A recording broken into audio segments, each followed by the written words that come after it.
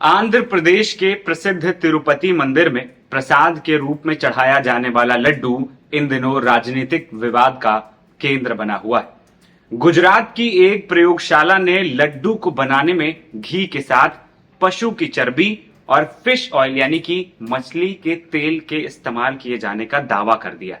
इसके बाद आंध्र प्रदेश के मुख्यमंत्री एन चंद्रबाबू नायडू ने पिछली सरकार पर श्रद्धालुओं की भावनाओं को आहत करने का महापाप का आरोप लगाया। इस मामले पर खूब राजनीति हो रही है, तो वहीं दूसरी ओर संत समाज इन दावों से खासा नाराज नजर आ रहा है।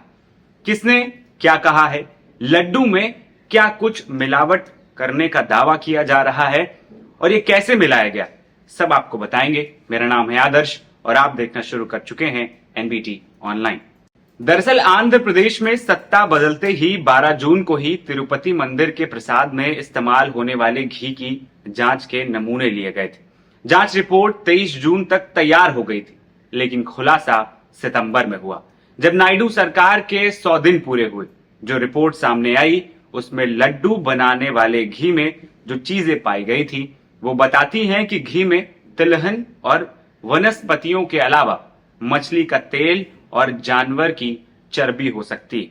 ये जांच नेशनल डेयरी डेवलपमेंट बोर्ड यानी कि एनडीडीबी के centre for analysis and learning in livestock and food यानी कि CALAF लैब में कराई गई थी। सामने आई रिपोर्ट में दावा किया गया कि इन लड्डुओं में जिस घी का इस्तेमाल हो रहा है वो घी मिलावटी और इसमें फिश ऑयल, एनिमल टैलो और लॉर्ड की मात्रा भी हो सकती है।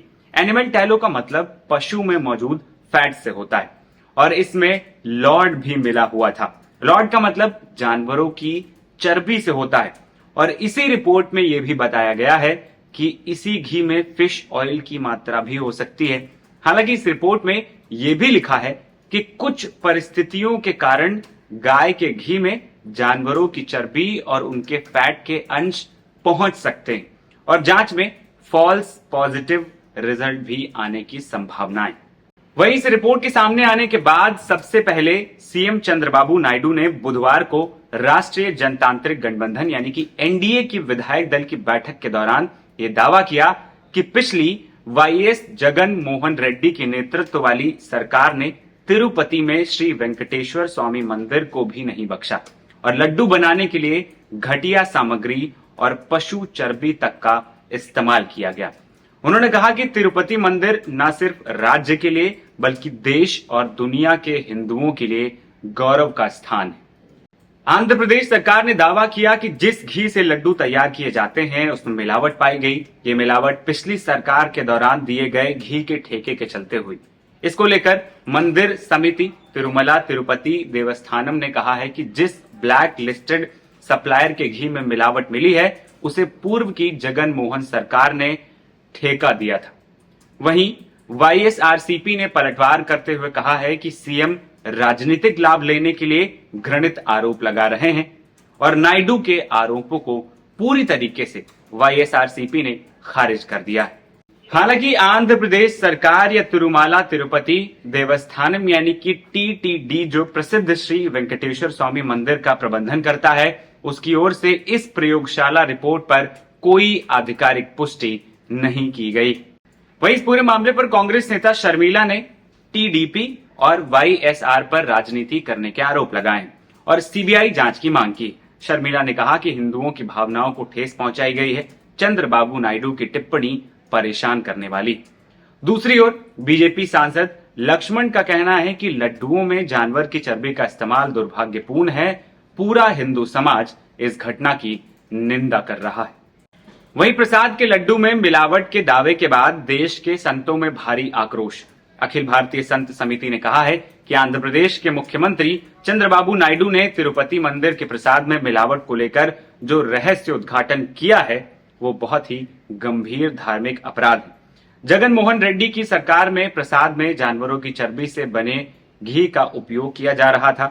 अखिल भारतीय संत समिति का मानना है कि मठ मंदिर चलाना सरकार का काम नहीं है, लेकिन देश के 4 लाख मंदिर इनके कब्जे में हैं।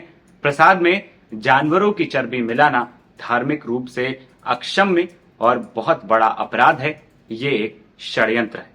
वहीं जिस लड्डू पर इतना विवाद है, अगर उसकी बात करें तो ये खास लड्डू मंदिर की रसोई में बनाए जाते हैं, जिन्हें पोटू के नाम से जाना जाता है।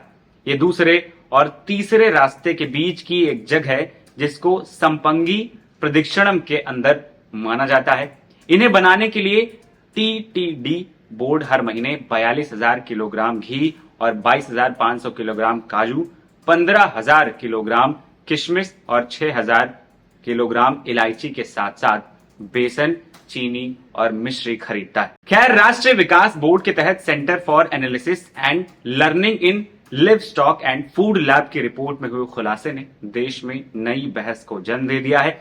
घी में बनाए जाने वाले लड्डू का उपयोग न सिर्फ भगवान को चढ़ाने के लिए किया जाता है, बल्कि भक्तों के बीच भी इसे बड़े पैमाने पर बांटा जाता है, जो इसे बड़े चाव से खाते हैं।